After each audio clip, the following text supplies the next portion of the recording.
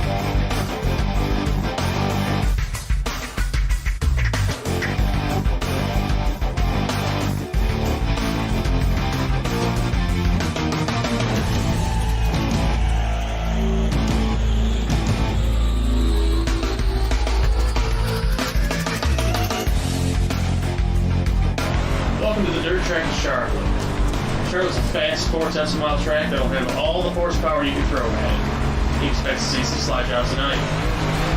Charlotte's track that's known to produce some tire wear given the track conditions and some thrilling last lap finishes. Let's hope we see one of those tonight.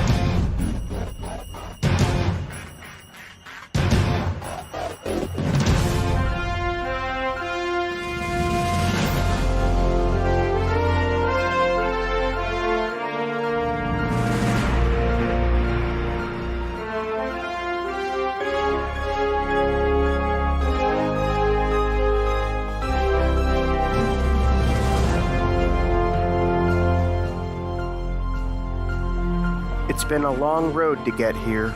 19 weeks of virtual racing with some of the greatest modified drivers around. We converge one more time to light up another Monday night and decide once and for all who's champion. A welcoming springtime warmth is settling in around us, and with it comes the young new energy of rejuvenation as we survived another winter.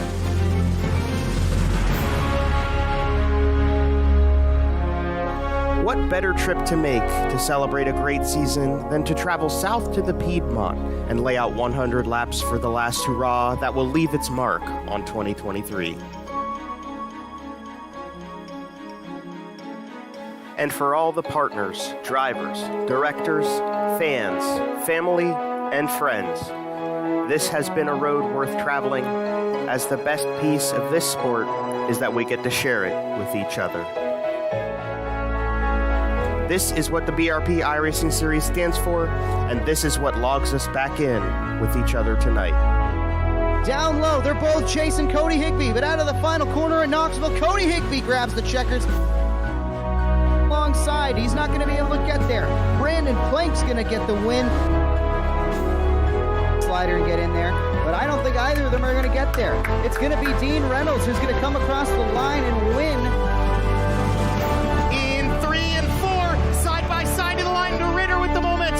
Matt DeRitter is going to win. Can Porter keep it off the fence? This could be a drag race. Porter's going to do it. Jamie Porter.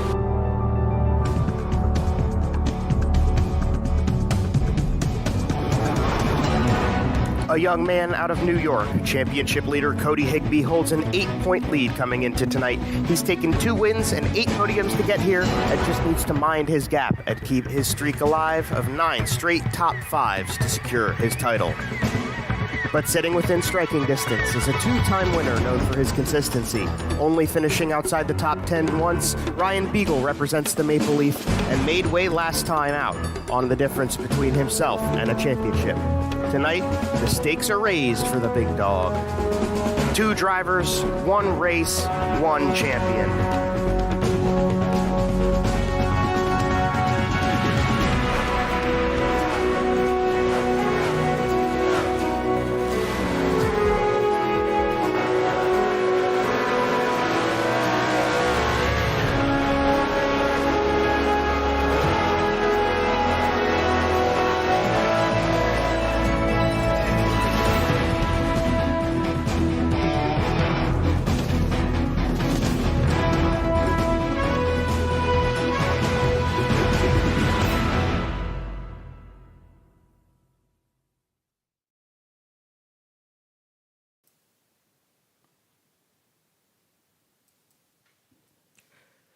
And here we are, live on BRPtv for Champions Night. And tonight we invade the Metropolitan of Charlotte, North Carolina for the final race of our 20 with the BRP iRacing series this season. Jonathan Howe alongside me, I'm Joe Donahue, and it is a pleasure to have you all here with us tonight. There is no better place to have been for the past sparing 20 Monday nights than BRPtv with this series, and the expectations have been high for tonight's race for a long time, and we're very excited to bring it to you. With that being said, we want to take a moment before we begin tonight's program. Last Saturday night at Lawrenceburg Speedway, the world of dirt racing lost a young, bright talent. 26-year-old Justin Owen lost his life behind the wheel during qualifying for the USAC Sprint Car event at his home track. Justin grew up about 20 minutes away from that track in Harrison, Ohio, and secured the track championship there last year. Justin has wins to his name at other tracks like Lernerville and Paragon Speedway, and had just gotten engaged back in December. We send our condolences to his friends, family, and team, and tonight we race in the spirit of his passion and in his honor. Rest in peace, Justin Owen.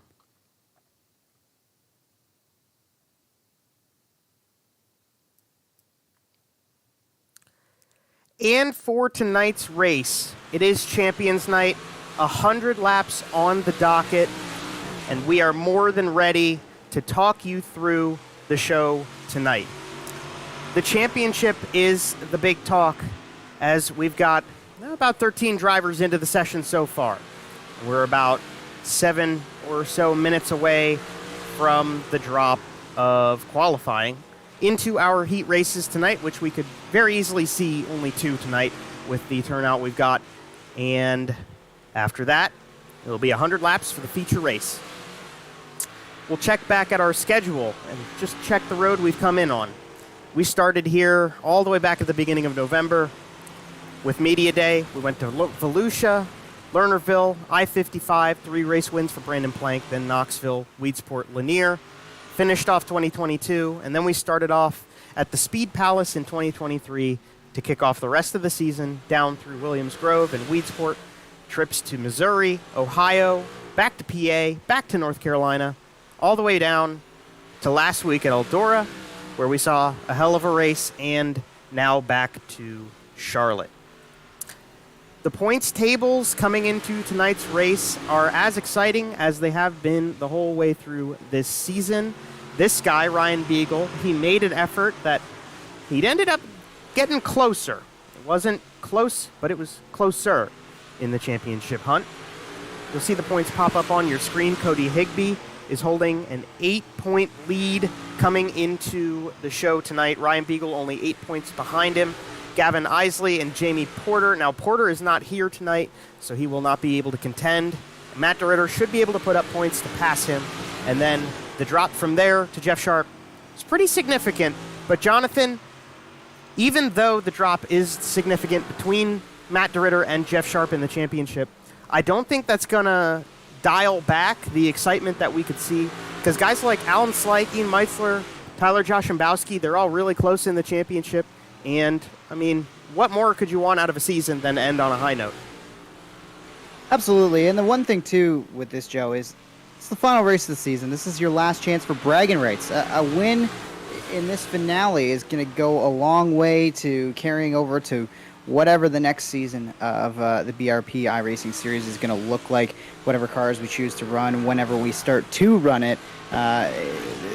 Why not go out with a bang and steal a win from maybe somebody steals a win from one of these championship guys. You know, we've talked about Alan Slate having some speed in the past couple of weeks. Jeff Sharp has been constantly, the ever steady Eddie of this league. It feels like, and you can see with the sitting in 6th points position right now exactly why he has been a steady Eddie. Right just there outside the top 5. Not going to be able to catch.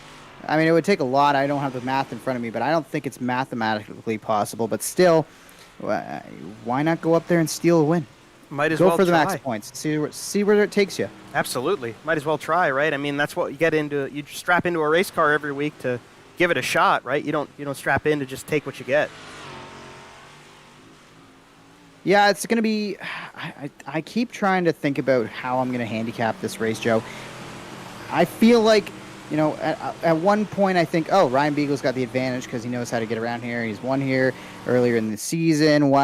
Maybe it's Ryan Beagle's night. But then I think, Cody Higbie has just been another consistent performer, especially since we've come back from the holiday break, maybe a third of the way into the season. So I don't think I've got a feel for this one, Joe. I think I'm watching the leaderboards and the timing. Beagle up there in second. Higbie not too far behind in terms of fast laps so far. This really could go any way. Now, what do you think about... I'm curious, because we talked at the very beginning of last week's broadcast about what Ryan Beagle needed to do to make us individually here in the booth confident in his ability to win tonight, win the championship, that is. And admittedly, I was a little less confident in him going into qualifying than I was, especially going out of qualifying. When he put up the fast time, he got those 2 bonus points, and then in his heat race, he got, I think, 2 more bonus points from those positions that he caught up to Higbie. So we've talked about heat race points all season long, Jonathan.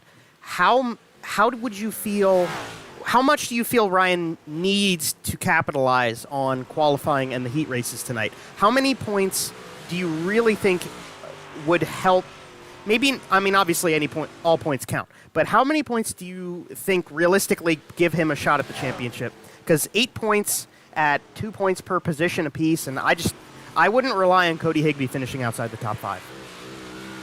So I think when it comes to the finishing position of the heats, I just don't think there's any sort of way that Beagle, unless there's trouble, I don't think there's a way Beagle beats Higbie by 8 points total in the feature time. So I think the way Beagle should look at this is by splitting things up.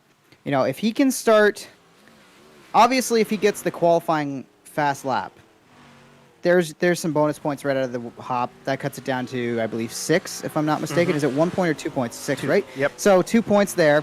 And then if you can start your heat race at the front, I think passing is going to be at a premium early in the night. So you probably are going to be able to hang on to some track position. So say he gets another, let's say he slips back to 3rd even. So he's already made 4 points right there for himself. And now you need Higbie. If Higbie doesn't get the pole, he's going to miss out on points there. Maybe Higbie has an issue in his heat race. Maybe he only gets 1 point. Maybe he only gets 2. But I think if he can close the gap to 4 points, I think Beagle's got a really good shot at this championship. If he closes it to 6 going into feature time, I think it's anybody's race. And if it's more than it's 8 or more going into that feature time, I have a hard time betting against Cody Higbie holding on to it. I just he hasn't jumped up the charts just yet. It's not like he's caught up and knocked Josh Imbeski or Beagle out of the top of warm-ups here in terms of setting a fast time. But I just don't see how Cody Higbie, the run he's been on, I just don't see him having a bad night. And I think a bad night automatically will lock things up for Beagle because I think he's going to be consistent tonight. But it's going to take a lot, Joe. That's kind of where I was at, too. I feel like Ryan definitely needs... I think 4 is a good number. I would say if he got 4 more points than Cody Higbie does before we get to the feature, so 4 points accumulated through qualifying and the heat race, I definitely think that opens his door up a ton. Because 4 points is the difference between 1st and 3rd. And if Beagle... So another thing worth noting going into tonight's event, if these two end up tied in the points, the first tiebreaker is number of wins. They are tied coming in at 2. So basically, if we get to the point where Ryan Beagle's in 1st and Cody Higbie is in 3rd, that is a tiebreaker championship win for Ryan Beagle. And I think that's a little bit... You can bank on that a little bit more if you're Ryan Beagle than getting 8 points up on Higbie in just the feature. So I would agree with that. Mm-hmm. I think 4 points going into the feature, if it's only a 4-point gap, I think that's much more secure, and I would feel a lot more confident in Ryan Beagle going into the feature from that. But Jonathan, we get to start him off. 3 minutes, 2 laps. Everybody's going to go. It is time for the final qualifying session of our season. We'll see who comes out first. I think Ryan Susi's going to be one of the first ones out here.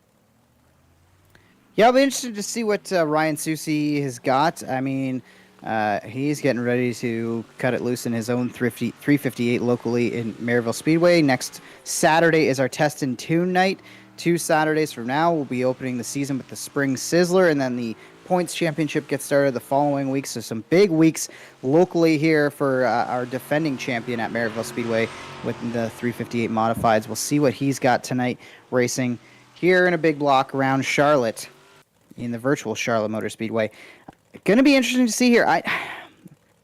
The other battle I'm really interested to watch in this point situation is if Gavin Isley has like a struggle night and Matt DeRitter performs like he has been doing lately and wins another one out of nowhere, what if Matt DeRitter moves up the standings a little further? It doesn't seem inconceivable right now, the way that 0-3 has been running.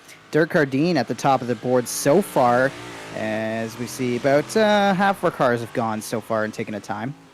Yeah, and there's only 13 that have made the call so far. I think that's going to be about it for the night. Not a ton of people who came out for the finale. You know, a lot of guys are getting their cars ready on vacation, whatnot. Cody Higbie puts in his first lap time. Actually, he was just doing his warm-up lap there, so this will be his first lap time coming around this time. And then we will jump to see where Ryan Beagle ends up. Higbie's first lap is going to put him second on the leaderboard.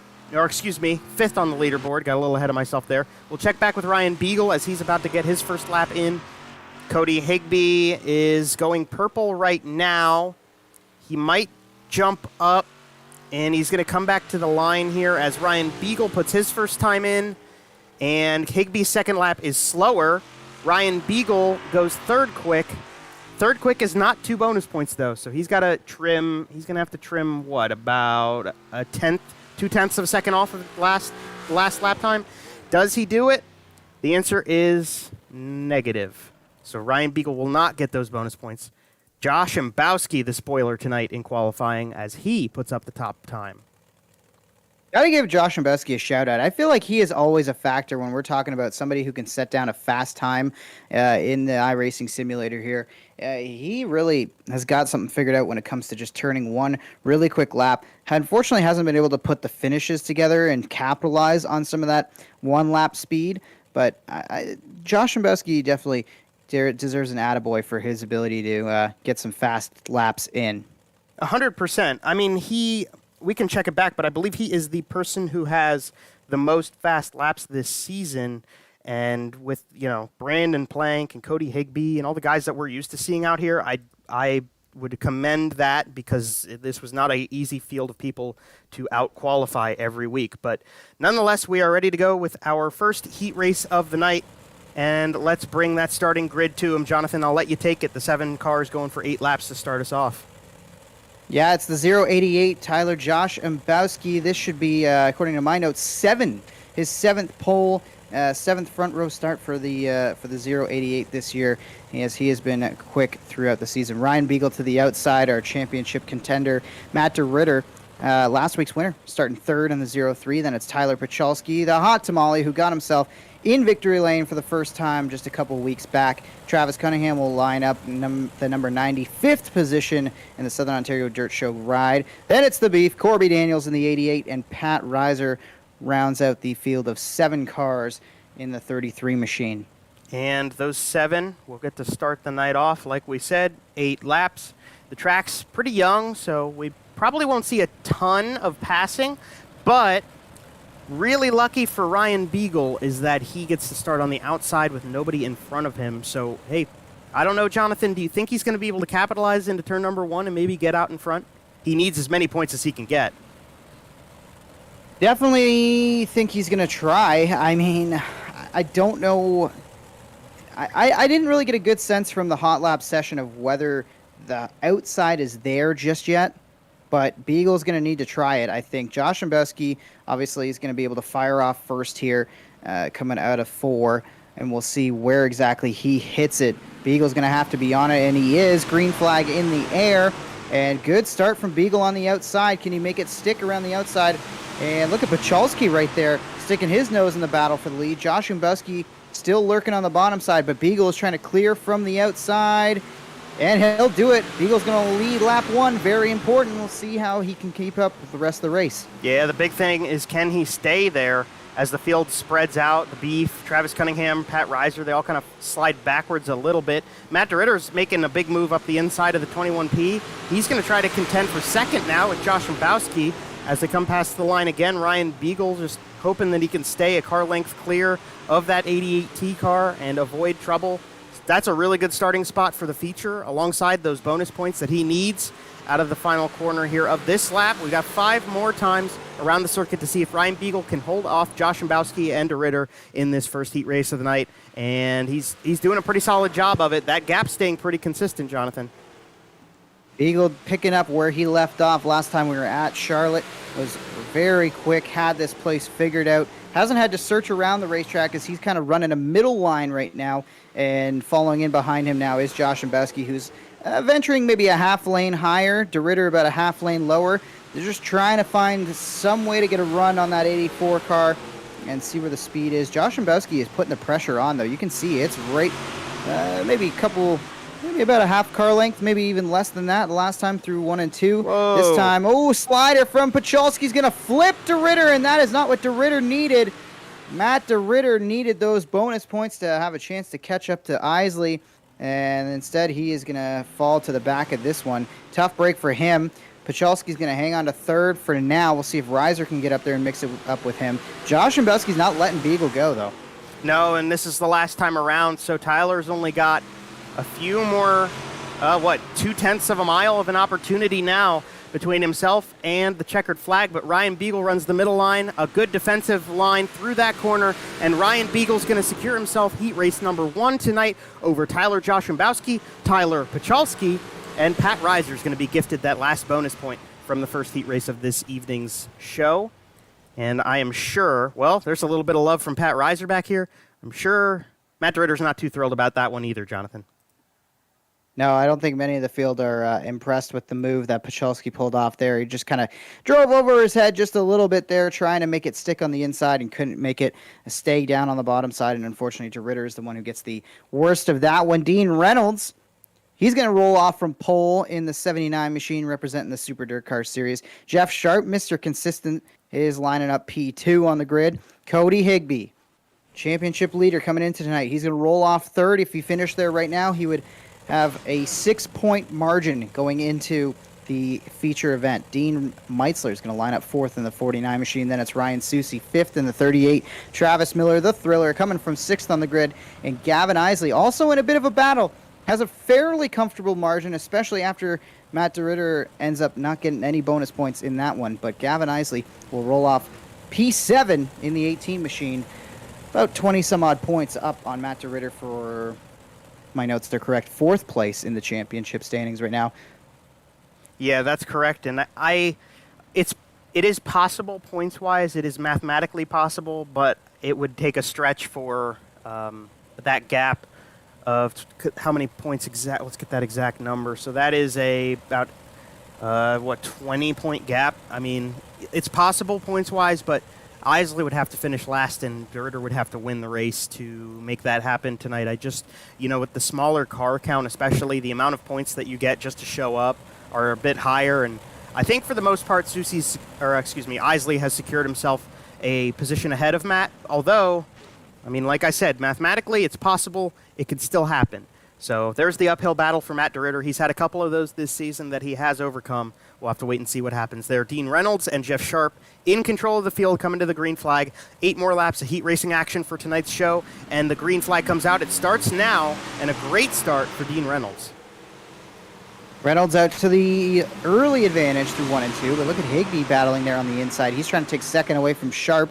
Susi trying to follow suit on the bottom side. Looks like the bottom, not quite there yet, but it is definitely seeming to be a strong line around this racetrack. But on the outside, Sharp coming back now, putting the pressure on Reynolds, trying to clear Higbie. He'll do so. Susi trying to get to the inside of Higbie. That could be big for points implications. Wow, Susi did a great job to stay off of the 97, but in the end, he is the one who goes around and into the infield and drops to the back of the pack. But I got to give him an amen, because I don't know if he realized that was the championship leader or not, but he could have absolutely really put a wrench into things for Cody Higbie. Instead, he kind of wrecks himself to save the championship leader and stay out of that fight. Well, I would be tempted to think there was almost contact there, Jonathan. If not, then definitely netcode between those two cars. Netcode being when iRacing kind of misjudges where cars are just because everything's going through the internet, and they have crush zones and boundary boxes on these machines that sometimes it doesn't quite line up perfectly, and you make contact with somebody that you didn't know you were close to.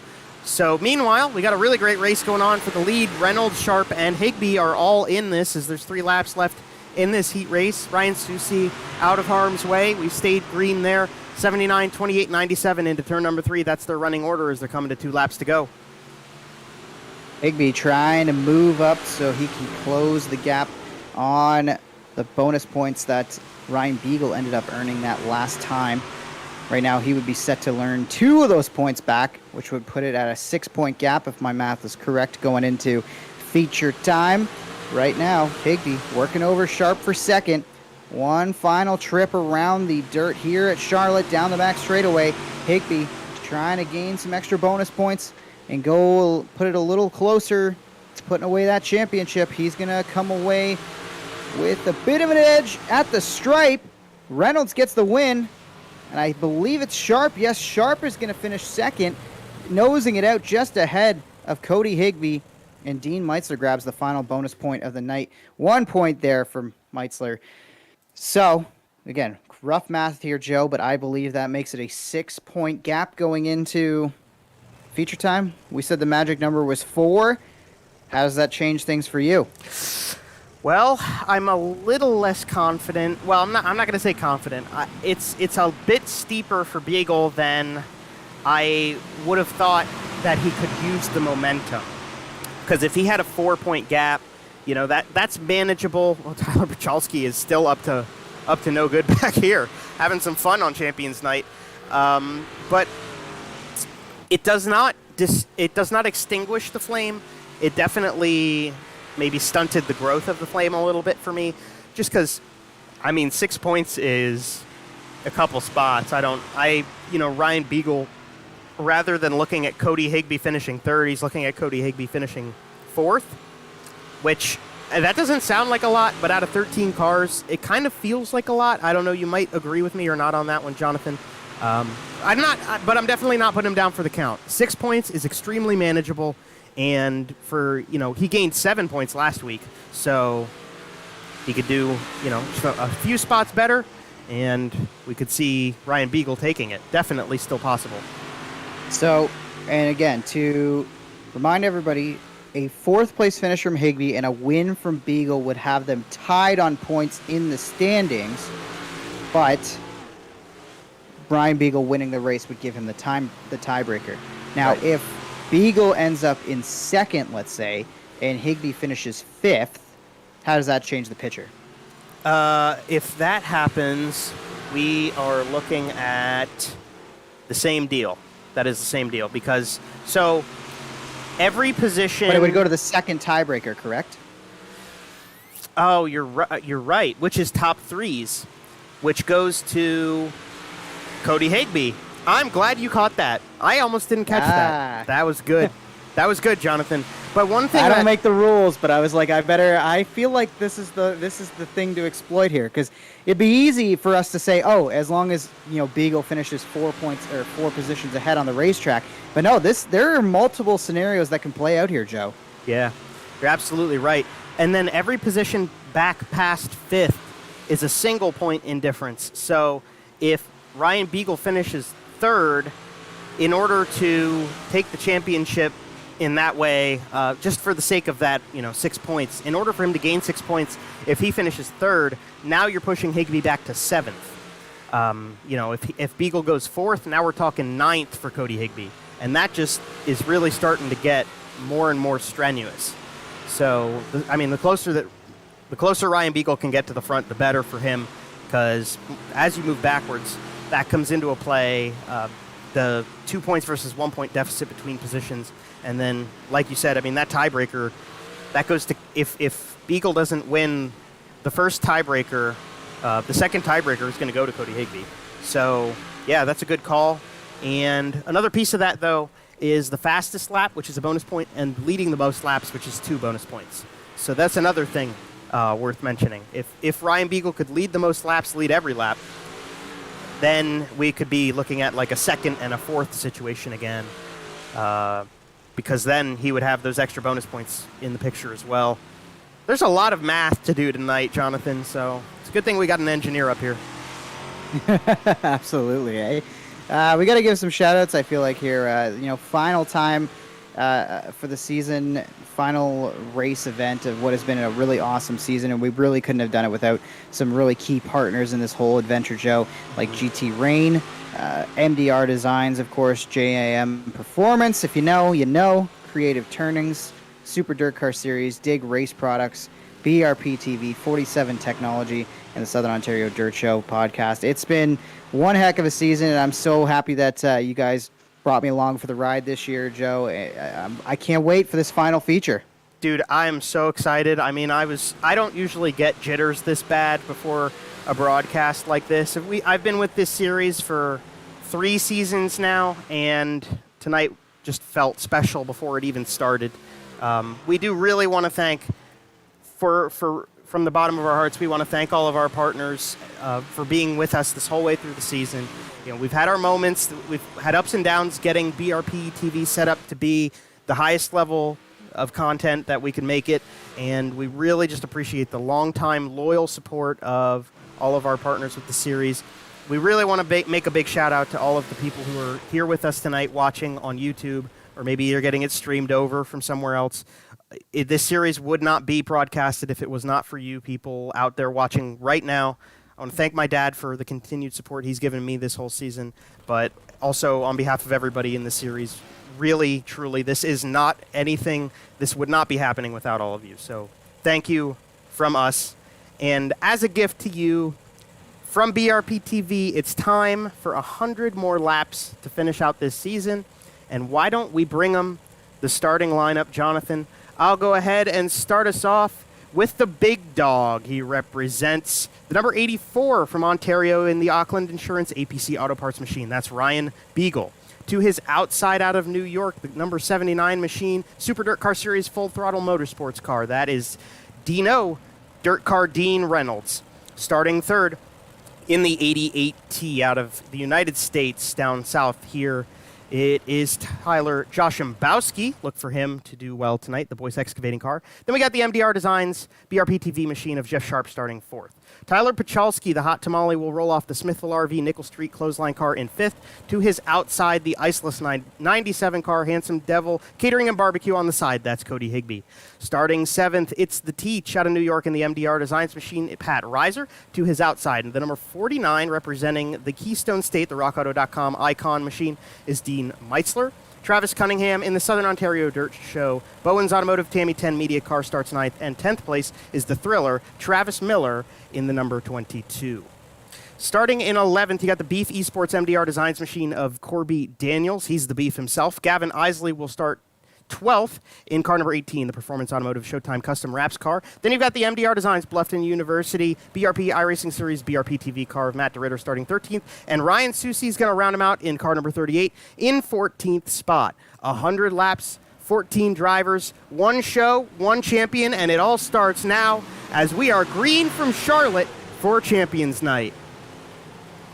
Great start for Ryan Beagle. Exactly what he needed to do as he scoots away through the back straightaway now with about a car length advantage over Joshimbowski. Round to complete lap number one. It's all Beagle, the big dog, up at the front. Keep an eye on Cody Higbie. Where is he? Can he keep it within those 4 spots? Right now, he's kind of in the eye of the storm as there is a lot of action happening right around him right now. Travis Cunningham got a great start. He moved through the field pretty quickly, and he's up inside the top 7 or so, pushing towards that top 5. Actually running 4th right now, so good start from TC. But Higbie, he's going to have some work to do, but plenty of time to do it. Ooh, and Meisler got tight on the bottom of the racetrack there, slid up, and there was close to contact between him and that 97 car. You called it there, Jonathan. Travis Cunningham got probably the start of his season, or his career with the BRP iRacing Series, up to 4th place. Now he'll fall back to 5th momentarily. DeRitter's going to put a little run on the bottom side. 2 purple machines. Oh no! Oh no! No! Cody Higbie's in the wall. Cody Higbie upside down in the first corner. Yellow flag is out. Oh no, and that looks major. Now he will have a fast repair here, Joe, and he doesn't need a tow back to the pits, thankfully, because of the fact that he was able to get it back on all 4 wheels. But this has, I don't want to say it because I don't want to quote Rick Allen, because this is one of the things people like to make fun of him for. But this has major championship implications. Yeah, this is very, very tough to see for that number 97 car. And I think he got into his pit stall there, but blew this motor up. Let's let's run it back real quick. Let's get this replay going. We really want to dissect what happened here for this car, whether it was on his own or the fault of maybe some other. Let's find out. Cody Higbie and Pat Reiser are the two to watch on screen here as Reiser's up top, Higbee's on the bottom. Higbee's going to come off the bottom, slide up to the top of the racetrack. He's clear here. Oh, man. Oh, And just that's tough. Like watching that, Joe, I don't really think that was anyone's particular fault. Maybe was Reiser expecting Higbie maybe to go back down low, so he gassed it up for the corner and to run his line. And then when the 97 didn't get down, that momentum just right into the back bumper sent them both into the wall, caroming around.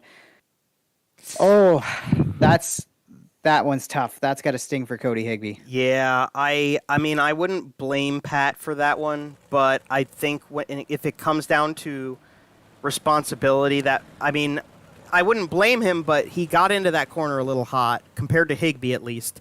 And, Higbie definitely checked up comparatively to that 33 car. That was not at all what we wanted to see from that 97 car. And the green has come back out. They are back to racing. I think the yellow came out immediately here. And I think, it's Dean Reynolds bringing us back. So this is good for Higbie. Ritter's got a part of it too. Let's mention quick that was good for Higbie. Higbie. That gives him time to get back out on the racetrack. But Jonathan, we can go ahead and dissect the second wreck of the night. Yeah, this one's. I wonder if this is almost a chain reaction incident here. Everybody gassing up to go. Reynolds, he just gets a piece of Josh Mbowski there. Just maybe a little too anxious. Lots of cars piling into that one, too. Isley gets a big piece of it. Travis Miller gets a piece of it. That was a pretty big wreck. And there's Cody Higbie back on track, so he'll take advantage of this. But this is definitely a pretty major incident. And just a slight bit of misjudgment on where cars are going to be going into that corner is all it took. Yeah, exactly, right. It's not. It's a game of inches. It really is. Whether you're, on a real dirt surface or you're racing in iRacing virtually. Definitely a chaotic start to this one, and that is really shaking up the field for this one. Beagle and Josh Mbowski still up front. TC, my boys, up in third. Jeff Sharp, fourth right now. Again, Mr. Consistency. Then Ryan Susi and Tyler Pachalski, two feature winners earlier in the season, right there in fifth and sixth. Now, the question will be, can Cody Higbie fight his way back up and get himself into position to keep the title defense? Going to be a great 80 some odd laps here of work for him to do if he can do it. Yeah, and he's going to need, so the way that the waiver rounds work in this series, he's going to need, I think, three more yellows to get gifted back all of his laps, because Matt DeRitter right now is one lap down, so he will get the if there's another yellow coming, he'll get the lucky dog free pass, and get onto the lead lap. And then after that, it will go to Cody Higbie, who will then have the opportunity, if he gets two more yellows, to get back onto the lead lap that way. I mean, obviously, he could race back up and get in front of these guys, but it didn't help him that DeRitter is a one lap down. If Higbie would have been the lead car that was lapped, that would have been a little bit better for him. Yeah. Certainly not the start that Higbie wanted, but plenty of time here. If you're Ryan Beagle, Joe, would he have any way of knowing? Is he going to be looking at this, or do you think Beagle's the kind of guy who's just focused forward and he's going to run his own race and see where it shakes out at the end? Well, I definitely think Ryan Beagle is a focus forward kind of driver. He's a very patient, smart driver. We've seen that all season long. He's just able to put the throttle down when it's go time and capitalize. But I'm curious how loud Cody Higbie would have been, because in iRacing here, the drivers have a driver's chat, so they can talk to each other during the races. And I'm curious what Cody Higbie had to say about that incident with Pat Reiser. That would have been broadcasted to all of them, and at that rate, then Ryan Beagle definitely would know the situation. So Ryan Beagle at the front of this field, then it's Josh Mbowski and Cunningham. Single file for now. Higbie needs a lot of help and needs to do a lot of work here to get back in this one. Isley gets up there and touches the fence a little bit. We noted him and DeRitter have a bit of a battle, although it seems like it's all but over now with DeRitter going a lap down, and Isley, made sure to get himself into the feature and keep it clean. I think he's going to hang on to what should be third spot in the championship standings. Good racing here mid-pack. Travis Miller fighting back up towards the front half of the field after he found himself involved in an incident. There's Tyler Pachalski rim riding around as well. Yeah, this is the best battle on the racetrack. You got a couple of guys here, Cunningham, Susie, Miller, Isley, Sharp, Pachalski are the cars you see on the screen right now. You can tell Josh Mbowski and Beagle are just clearing away out in front. Not worried about anything. We're a fifth of the way into this race, 20 out of 100 completed around the dirt track at Charlotte. And right now we got a really nice two-lane racetrack here, Jonathan. You can see your boy TC and Jeff Sharp down on the bottom side. They're definitely holding their own compared to Susie Miller, and Gavin Isley's kind of starting to go to the middle, but those guys who are running up at the top of the racetrack. Certainly looks like a two-lane racetrack for now. I think the high side has a little bit more speed, but they also have more cars running up in there. So I'm wondering how much longer that high line, especially around 3 and 4 on the outside, is going to be the line that carries momentum forward. Although I say that, and TC on the bottom, he's still fighting it. He is normally a bit of a bottom feeder in his sprint car racing around Ohsweken and Merrittville and some of the other tracks we have here in Ontario, so it doesn't surprise me to see him trying to make it work down low, but I feel like he might have to start getting up there to the high side of things and see if he can't hang on to some of the track position that great start gave him early. Yeah, at least get the top buzzed off a little bit more. Run a few laps up there, help work it down, and then jump back to the bottom. Give yourself that advantage back. Everybody does seem to be kind of migrating up top, except for Travis, who's staying a little patient with the bottom line. And Jeff Sharp's actually getting a little exploracious, moving maybe a quarter of a lane off the bottom. And Matt DeRitter now. Matt DeRitter goes to the bottom, too. He's trying to get his lap back as Tyler Pachalski gets up into the wall very heavy. Green flag stays out. He kind of just biked it up there. He has really been pushing the boundaries of this racetrack, going against the wall every time. There he drives it back into the 33 machine. Chelsea's got to kind of just simmer down and settle into a rhythm here because he's been pushing it a little bit too hard, and I think it's costing that Nickel Street 21 a little bit of time. I wouldn't be surprised if there's a little bit of damage on that car. I mean, you can see he's tight into the corner.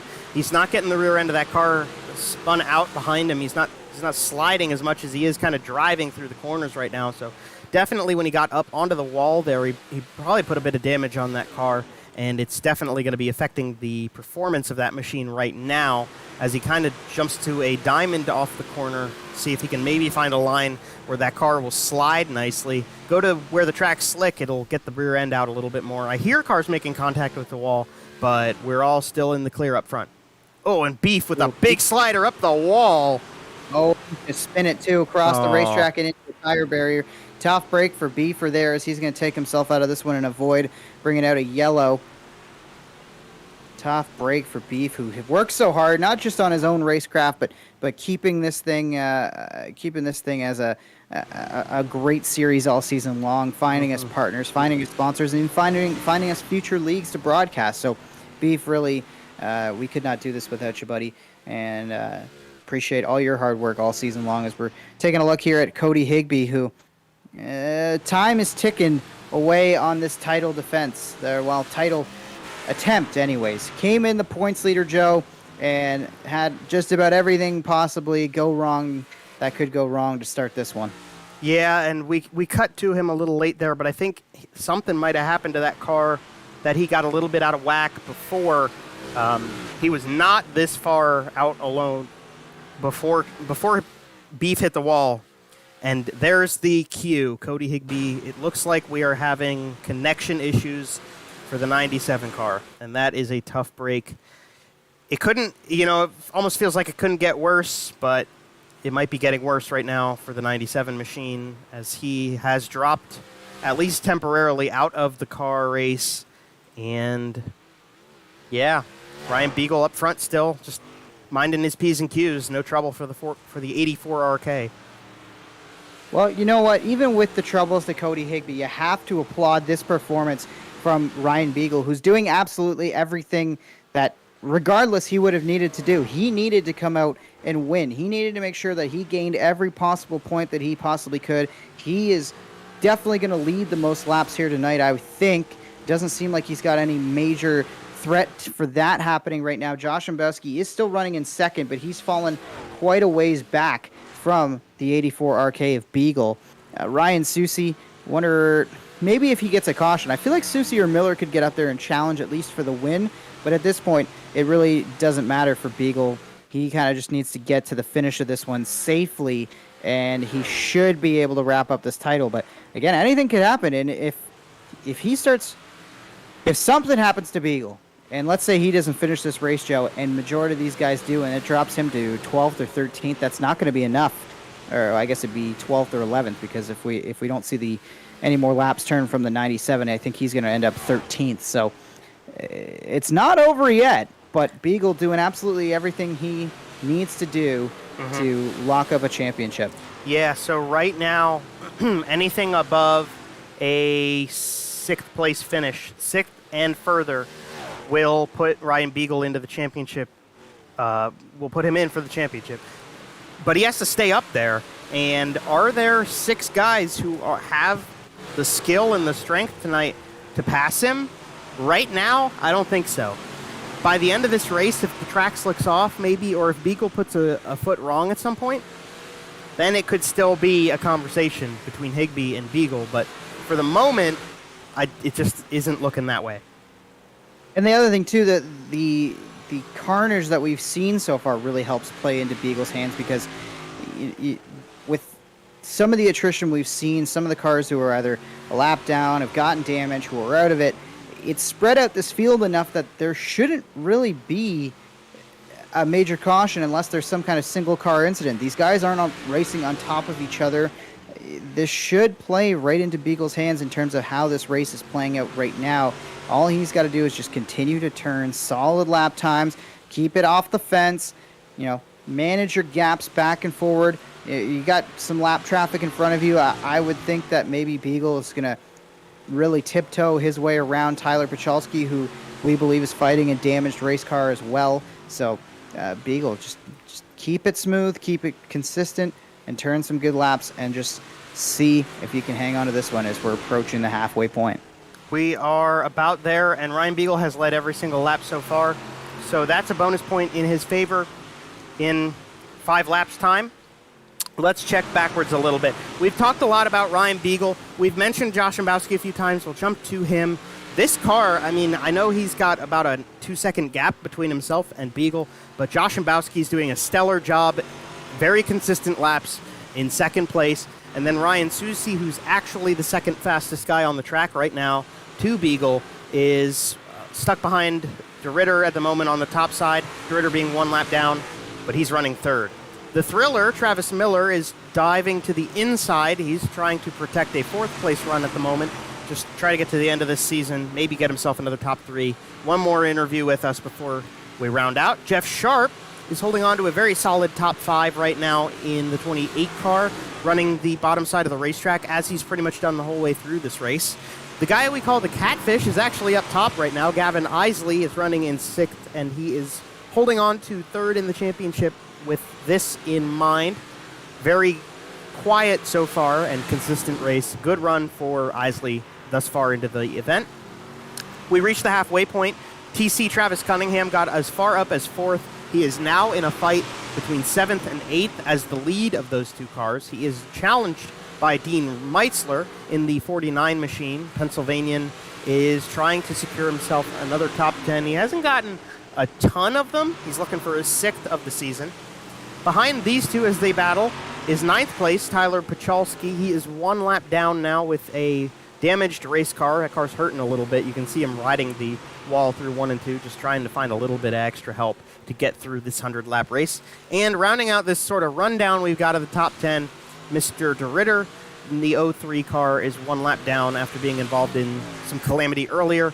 Matt's just trying to get to the end of this race and collect the 200s for passing go at the end of this season.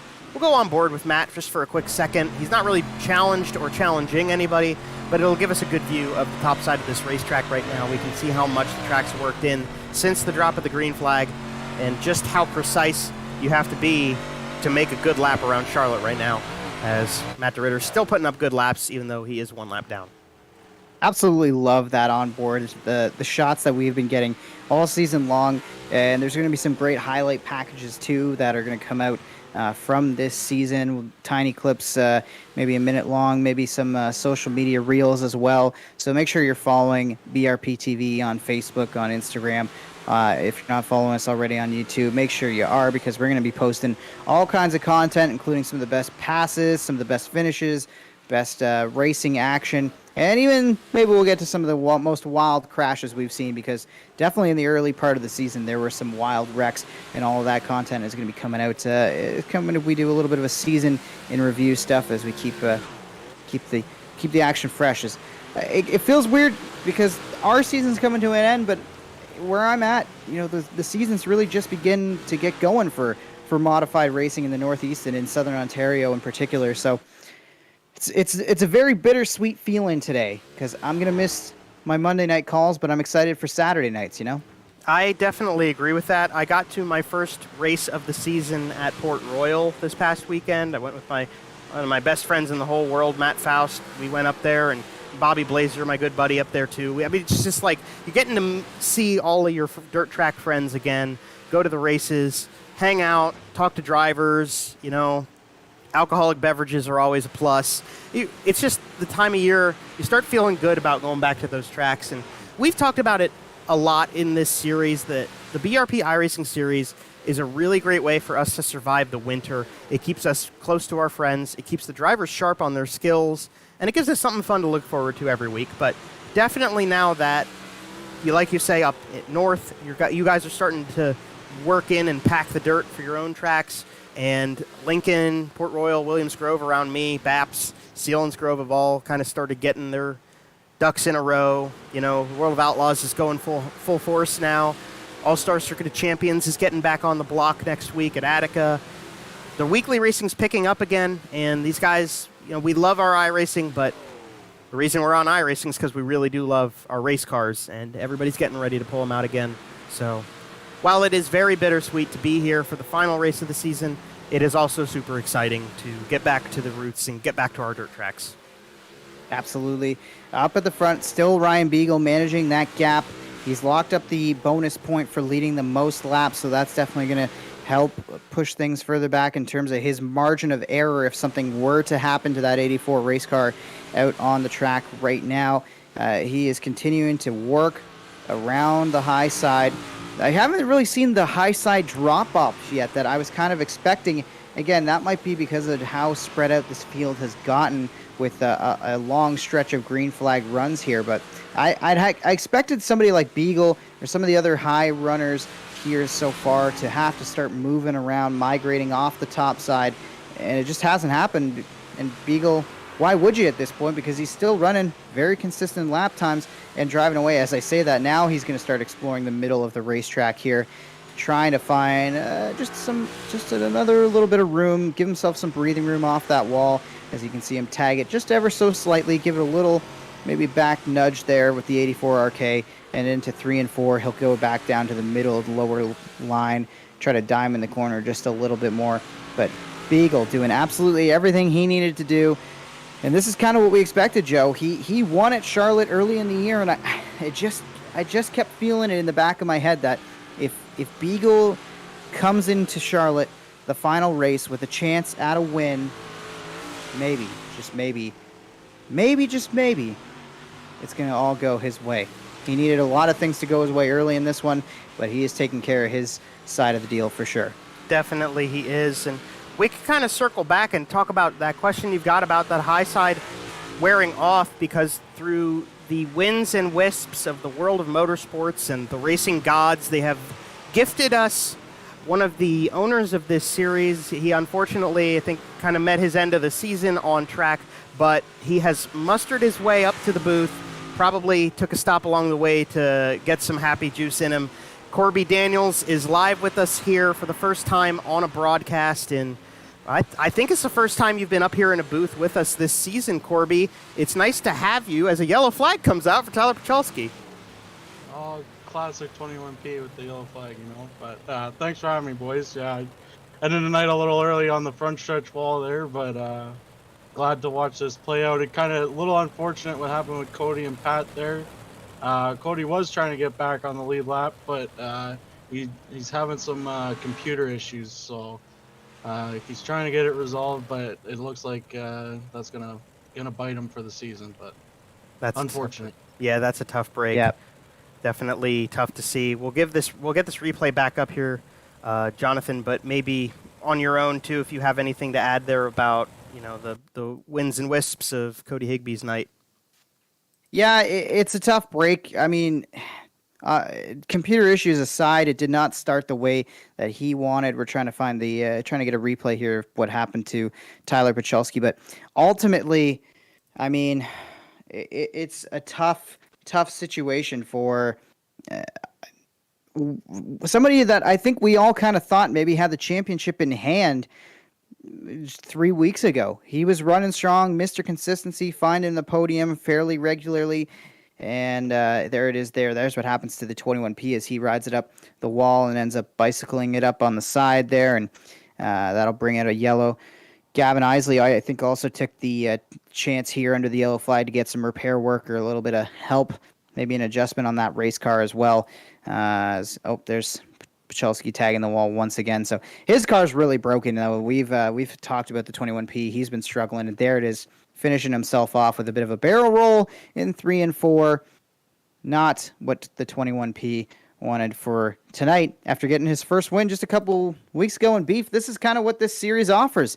Gives the guys like Tyler Pachelski a chance to get up there and get a win. And we've seen plenty of guys who are regulars that we expected to be winners, and some surprises like Pachelski getting wins. Just the quality racing all season long in the BRP iRacing series, Joe? Yeah, definitely, and I think Beef can really talk about what it's taken to get to that point with these drivers, because we've seen, I mean, Brandon Plank won a lot of races, Cody Higbie won a couple races. Matt DeRitter won a couple races, though, and Matt DeRitter's never had a season like this before, Beef, so definitely you could probably talk about the guys and what it's taken to get this whole group of people to be as competitive as they have been this year. It's a long time building process with these guys. So some of them are from day one, some of them are from a couple seasons ago. I was actually talking with Dean Meitzler before the race, and this is actually his sixth dirt season with us. So he's been around a long time, and a lot of the other guys. It's just getting the guys together, and all racing together for the winter time. Everybody just gets used to each other and knows when to push and when not to push. So you have your incidents, and that's going to be with every kind of racing, iRacing or real racing. So,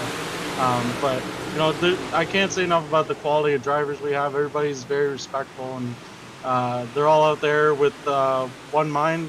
One thing on their mind is to win, but win respectfully and win because they're a good driver, not because they can go somebody out of the way. And Beef, we've talked about maybe taking on some other series beyond just the world of modifieds. The future of BRPtv is wide open, and the quality of broadcast that we're going to continue to produce. There's nights available where you can get this gang together, and we can really put on some more shows. I'll give you the floor here. What series or what kind of racing besides some of the dirt stuff would you like to see maybe BRPtv put on an iRacing league for? I mean, I'm game for anything. Like you're saying, if you're watching this or you're watching the replay later on, BRPtv is looking for leagues. If you're just starting a league or you have a league that's been running for a while that wants to get broadcasted, just hit us up on Facebook on the BRPtv page.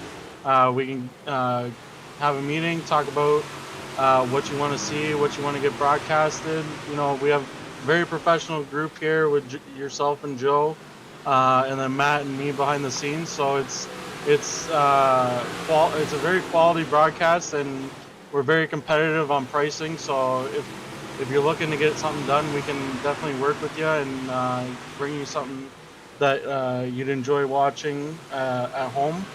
But yeah, I'm open to anything. Like, we're another dirt league, oval track, NASCAR, whatever comes our way. We're pretty wide open on that. We've definitely come a long way to Beef and Jonathan. I know, week one versus what we're at now. This really has been a growth season for the drivers and for us here at BRPtv, just to kind of figure out what we need to do to make these broadcasts as good as they are. And we're very fortunate to have Matt DeRitter.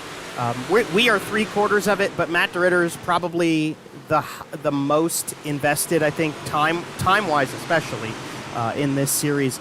He puts together the graphics. He's always helping me when we're talking, getting timing and scoring figured out. He's a leader of this pack, and he's been fortunate to get a lap back from that Pachalski yellow that he's put himself back on the lead lap, and he's now fighting for the top 5.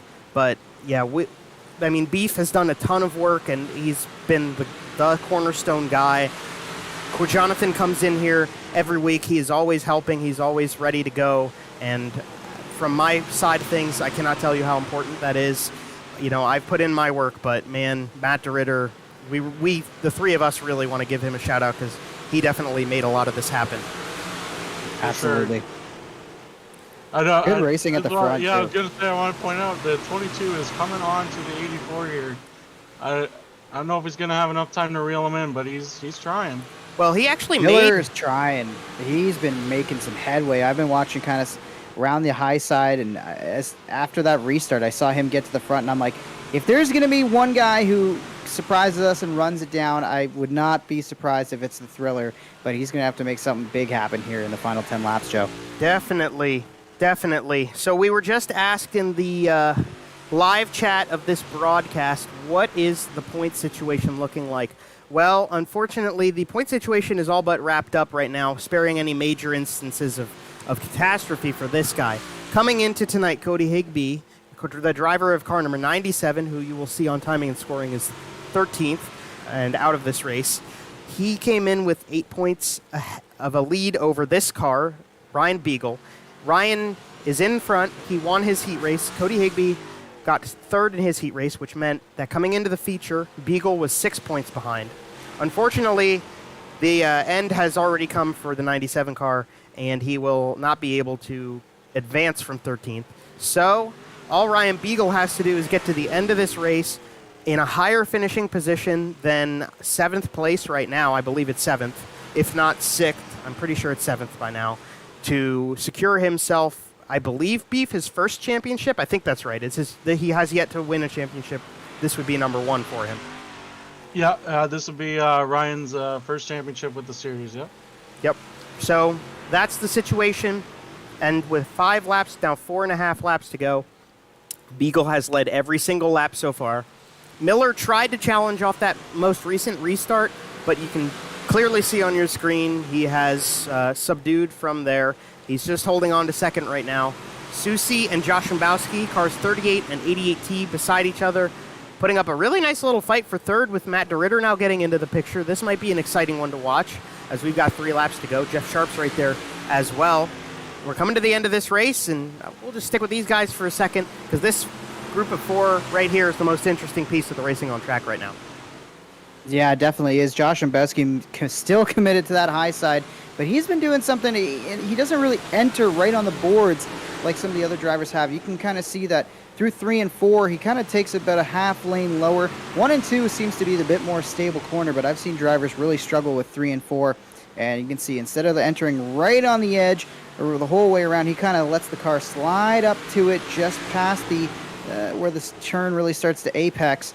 And that seems to be working for him as he's trying to hold off to Ritter in the 0-3.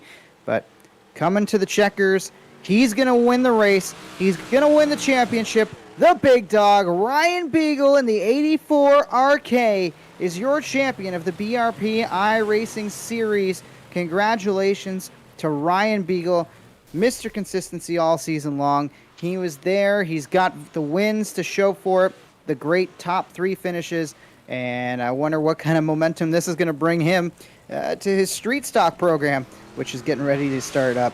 in a couple weeks here in Southern Ontario. But great win, Joe. Great race to end it. And what a great season and an awesome champion. Definitely. And we're going to give these guys just a quick second. Maybe, Beef, if you want to give us your rundown from what you saw, your perspective on Champions Night, as we're going to let them get out of the cars, get ready to go, and then we will be handing off for interviews in just a second. Yeah, definitely. I mean, it's another great race. You know, these guys always put on a great race. And you said it, Jonathan, Ryan's been Mr. Consistency all season. Definitely earned the championship, and I'm happy that he got it done. And I just want to thank all the guys that come out every week to run this series. It means a lot. You know, I started the deal in 2019 when COVID started. We had 4 people, and it's grown way bigger than I ever thought it was going to be. So it's awesome that we get to do this and get to race every week and race for some cash and just have fun. Absolutely, absolutely, Beef. So let's go ahead. He's ready to go. Mr. Howe, I'm going to hand you our race winner and our champion. He led 100 laps tonight. Here he comes to you. Ryan Beagle, it's Jonathan Howe up in the booth. Do you have a copy, my friend? I do. Ryan, you did everything you absolutely needed to do to win the championship tonight, including leading every single lap of this one. And you are not only the race winner tonight, but you will be the season champions. Congratulations.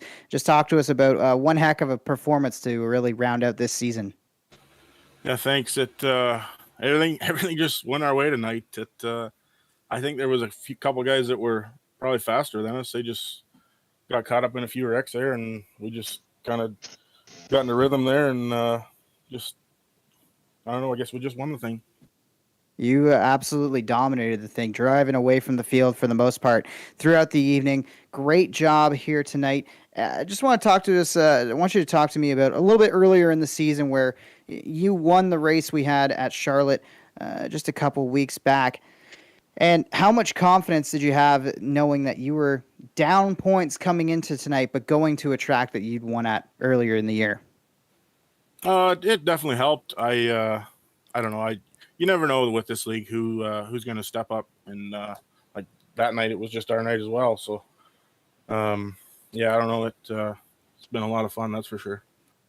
Yeah, it's been a fun off season with this program, but you're also getting ready for a season here locally. So just talk to us about how you're feeling, getting ready for your own, racing in the real world around Southern Ontario. Where can fans who maybe have been following along in the off season, where can they expect to see you in just a couple weeks?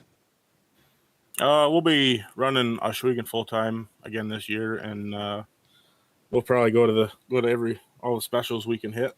We'll probably be at Merrittville here in a couple weeks, depending on the weather. I don't know. I'm looking forward to it. We're hopefully we have another good season like we did last year. You never know what can happen, but we'll see. Yeah, you're a fine performer in this series. You're also a fine performer in your, I'm tempted to call them the Hoosier Stock, but street stock program throughout Southern Ontario, Ohsweken, Merrittville, and some of the other tracks that you're known to hit. Just who do you want to thank for what has been an absolutely awesome season for yourself and, once again, a championship-winning season for the 84 RK? Yeah, I just want to thank everybody that puts this on, you guys up in the booth. Everybody that I race with, everybody raced really clean with me. I took a couple guys out on by accident, and I apologize for that. But and I got to thank my sponsors, Ackland Insurance, APC Auto Parts, and RK Automotive. Great job. There he is, your winner of the race tonight, your champion of the series. It's Ryan Beagle. And what a performance that was, Jonathan. I think that might have been the most masterclass we have seen any race this year. And I mean, we will admit, sort of pretty early on in this race, it was pretty much decided who was going to win the championship. But he did not give it up. He did not let up. He led every lap. Fastest lap, I believe, too, alongside most laps led. So definitely a clean sweep of the feature race tonight for Ryan Beagle. And this guy gets to come in, and we get one more time to have some fun with this goofball up in the booth. Travis Miller, it's Joe Donahue. You got a copy? Yeah, I'm here, guys. How are you? All right, Travis. Well, you did your darndest to get back up there and give a fight to Ryan Beagle at the end of this one, but it just didn't seem like it was almost feasible for anybody out there. He was on rails. Yeah, he was really good. I tried to copy what he was doing in 1 and 2, and I was happy with like just running the middle to the bottom there, and then wanted to go up there to see if I could make some time. And he just started pulling away more and more. Went back to the bottom, and it seemed like the bottom had worn off. And yeah, he was really good up top tonight. And talk to me about the race for you tonight, because you had some ups and downs. You had to be patient for a little while in the middle of the race, and maybe talk about the racetrack. Did it do what you thought it was going to do tonight, or like how did you keep up with this race as it went on? Because you were able to capitalize at the end, at least. Yeah, the middle of the race was definitely tough. I mean, when it gets really strung out like that, it gets difficult. Like I thought I was running like 6th or 7th, and I was running 3rd before that caution came out. And you're just trying to hit your marks, but it's tough because everybody's so spread out. You don't really know what's fast and what's slow anymore. So you're just kind of just trying to get in a rhythm and keep hitting your marks every lap. But there's definitely multiple groups tonight all over the racetrack. So, I think it was good racing. It's just tough when it gets so strung out. And talk to us about the entirety of your season now for you. I mean, this has been a challenging season for you. Admittedly, we've talked about this outside of the broadcasts in our groups here. You did not get a win this season. I know you were really pushing for it, but with 8 podiums, you at least, that's right, 8 podiums at the end of it, and you really did dog them. I mean, are you satisfied with the way things went at the end of this one? Yeah, I mean, it is what it is at the end of the day. I mean, I'm just here to have a few beers and race with my friends. So can't really be too disappointed in it. I mean, we race with a lot of really good guys, and I always have fun every Monday. So that's all you can really ask for. I mean, finishing the top 3 is nice, but finishing the top 3 all year without a win definitely stings a little bit. But we'll come back next year and focus on race season that's about to start up right here in Niagara and go from there. Well, absolutely. Hey, Travis, I just want to give you, a shout out for a really great, well-fought season. You raced hard, and congratulations on your 2nd place run. Congratulations for being here every week with us. We want to thank you, give you a second to shout out all your partners and sponsors, and let everybody watching know where they can keep up with you during the racing season, or the off-season of BRP at least, over the summer. Just got to thank Garden City Detail, BP Sports, the BRP iRacing series. Shout out to the Southern Ontario Dirt Trail. If you want a good podcast to listen to every Friday, they drop a new episode. It's always a good listen. And then, we'll just be at Maryville every week with either the 17C or the 38. So if you guys are in the area and you want to watch some good racing, come out to Maryville on Saturdays. That's what we like to hear. Well, congratulations again, Travis, and take it easy, man. We'll talk to you on the flip side here. Thanks, guys. Have a good one. And that is Travis Miller finishing P2 at the end of tonight's program. We'll get one more from our podium. This is going to be the number 38 driver.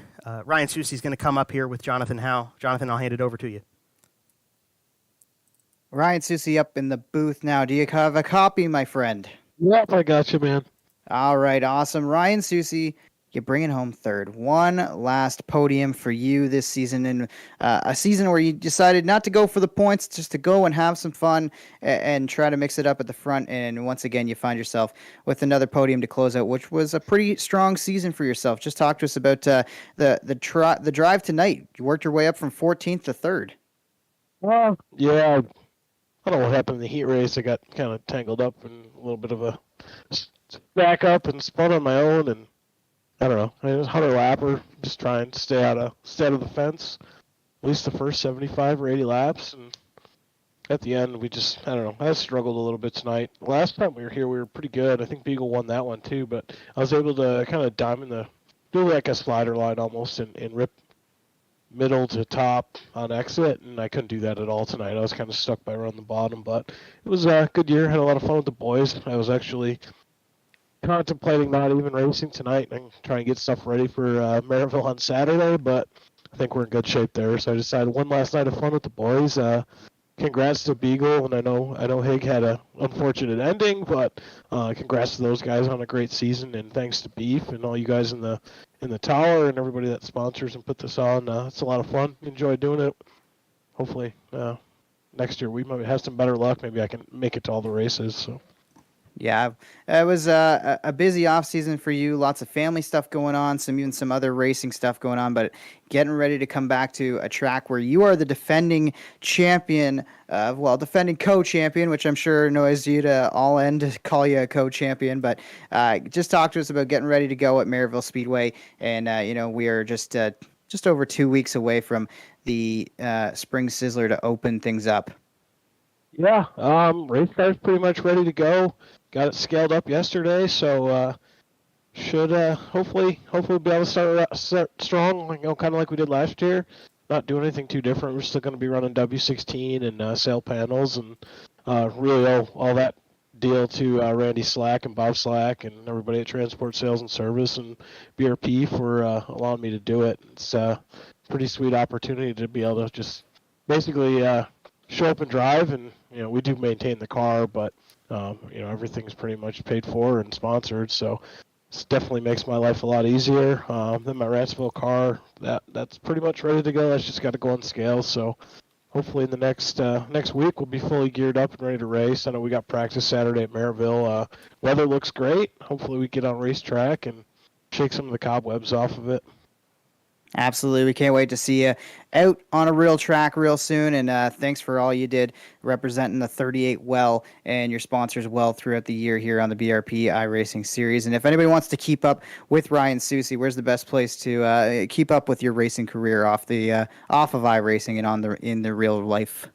So we have social media outlets. It's actually Ryan Susi Motorsports that a good buddy of mine does. So he's got all our finishes and posts going on, and hopefully this year we'll get a little more interactive, get some more YouTube videos and stuff going with the GoPro cameras. So like it and subscribe to the Ryan Susi Motorsports pages on Instagram and Facebook. There he is, Ryan Susi, getting ready to go and defend a modified championship here in Southern Ontario at Maryville Speedway, and get ready to go racing at Ransomville, and brings it home with the third place finish here tonight in the BRP TV iRacing Series finale. And with that, we are through the podium of drivers from the race tonight. And on a normal night, this would be the end of the queue for our interviews post-race, but we do want to take the opportunity, since we're at the end of the road, to talk to, or at least try to talk to, our top three. We'll see if we can get third to pop back in here, but we can grab second place in the championship, Cody Higbie here, and I've pulled him up here with a microphone. Cody, this is Joe Donahue. You got a copy? Yeah, I got you. Well, Cody, things did not quite work out for you tonight. It does not represent the season that you ran. You ran a hell of a season the whole way through. You had a great car and made a lot of really important, good runs the last couple weeks, and unfortunately, things just didn't go your way tonight. Yeah, it was kind of a bummer. I really felt like it didn't show for the season we had. It was a really fun season, and me and Beagle ran really competitive the whole season. We were both in the top 5 multiple times. We both had a lot of podiums, so it was really fun, and it was a really good way to pass the off season, racing with these guys. I just want to thank Corby and all you guys for putting it up. It was a blast, and I'm really excited for next season. Absolutely. Well, we're excited to have you back for next season as well. And tell us now, where are we going to be able to keep up with Cody Higbie during our BRP off season? Tell us what you're planning on, and where we can all keep up with you throughout the summertime. Yeah, definitely. You can follow on Facebook, Cody Higbie Racing. You can follow my Instagram. Reach out, get a hold of me. It's really been a blast. It's been a journey. I just started racing probably 4 years ago, so it's been really fun to kind of move up the ranks.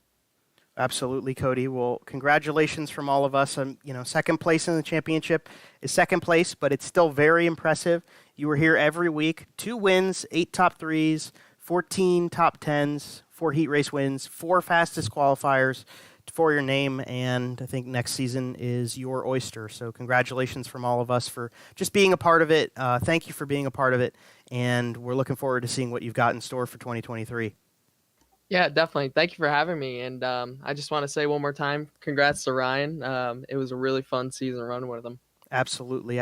Well, thank you for making it exciting for all of us. You made our job in the booth easy.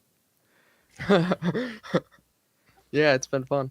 Absolutely. So there is Cody Higbie, the second place in the championship. We try to see if we can get third place. I don't think we're going to get him, Jonathan. So he is not currently present. Maybe he'll pop back. But let's go ahead and pull up those results because we've been talking for a little while.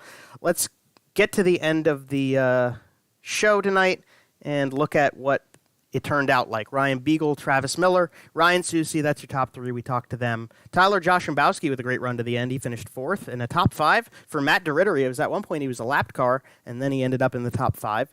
Jeff Sharp with a very solid run to the finish gets sixth place. Dean Meitzler with a top 10 to his name here. Gavin Isley ends up P8. Travis Cunningham broke in for a ninth place finish, and Tyler Pachalski 2 laps down. He holds on to a top 10 at least.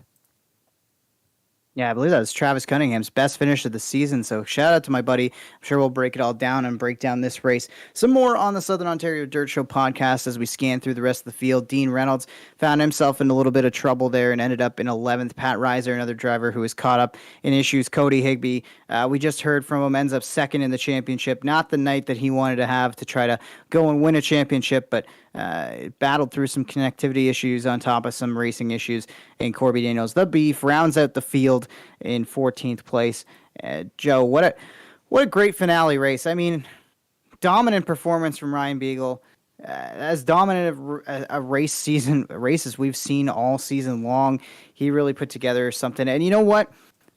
Thinking back to the very beginning of the season, I'm not going to go out on a limb and say that I picked Ryan Beagle, but I remember him being one of the drivers that, you know, when I talked to you guys about past seasons of the BRP iRacing series, we talked about Ryan Beagle as a guy who could get up there and surprise and win a championship.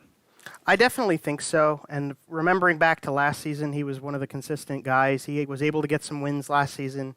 And, you know, especially the middle of the season was really where it shone. His consistency, his ability to show up every week and still get top threes and top fives. I think that was the moment, for me at least, was the middle of the season. It's really where you dig and you make or break a championship, is sort of that real pull of week by week. Just keep showing up, keep having good runs and putting them together. That's kind of where it stood for me and Ryan Beagle. But that's the season. It's pretty much wrapped up. We've had the two of them here with us. We've had Corby in the booth for a while. He popped on for the end of the broadcast. We've also pulled in the other co-owner of this series, Matt DeRitter.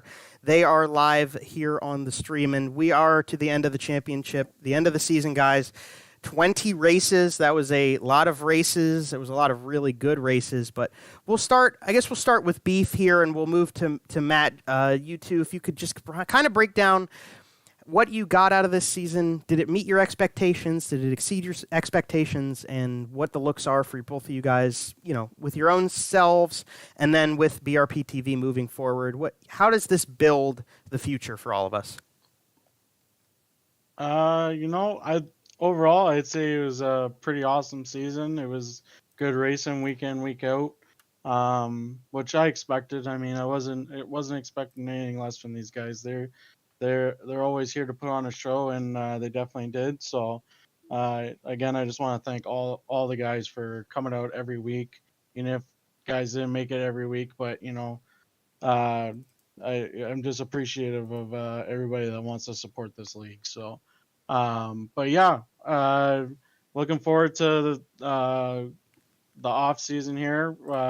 We are talking about doing a little 6-race deal in the off season. There'll be some more information coming out on that, but you'll see some dirt guys try some asphalt stuff. So that will be pretty interesting.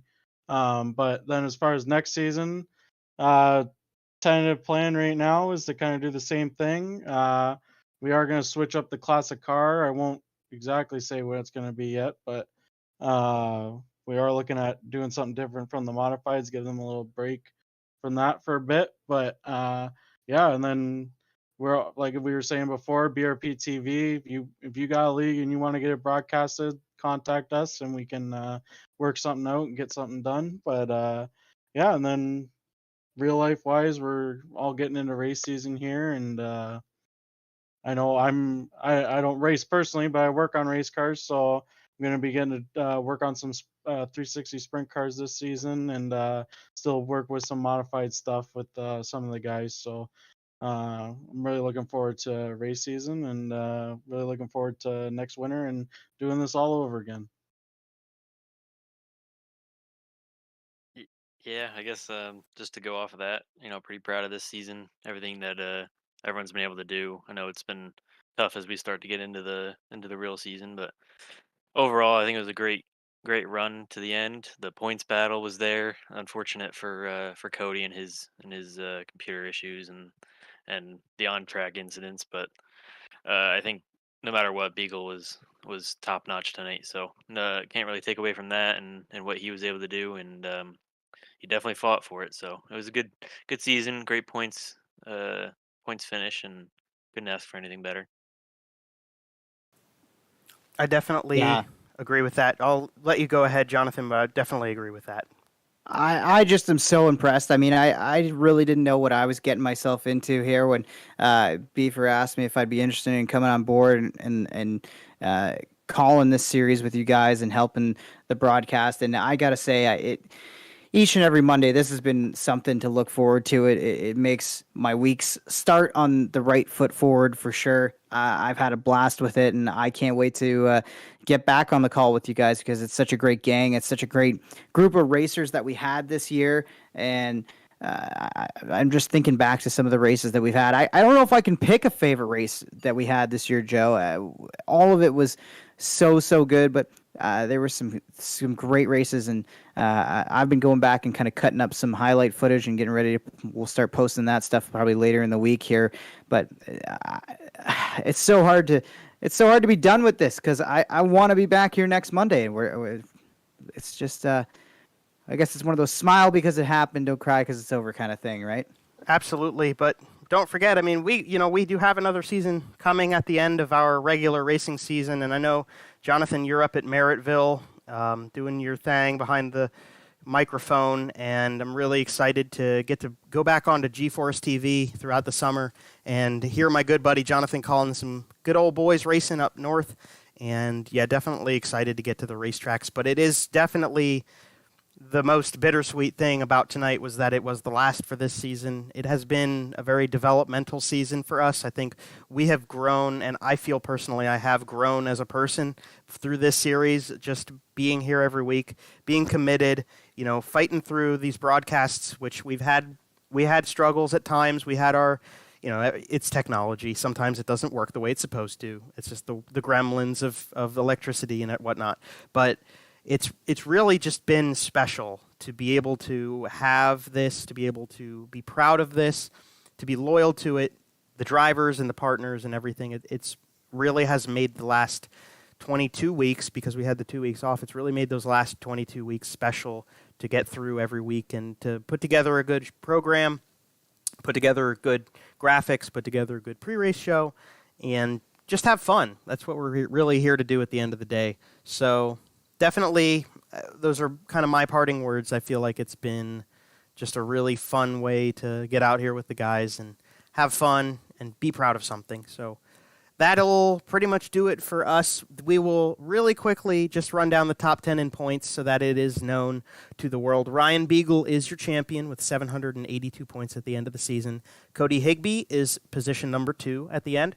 Gavin Isley ends up 3rd, and Matt DeRitter here with us right now, actually. Mr. DeRitter, you are 4th place in the championship. Jamie Porter ended up getting 5th at the end of it, and 6th is Jeff Sharp.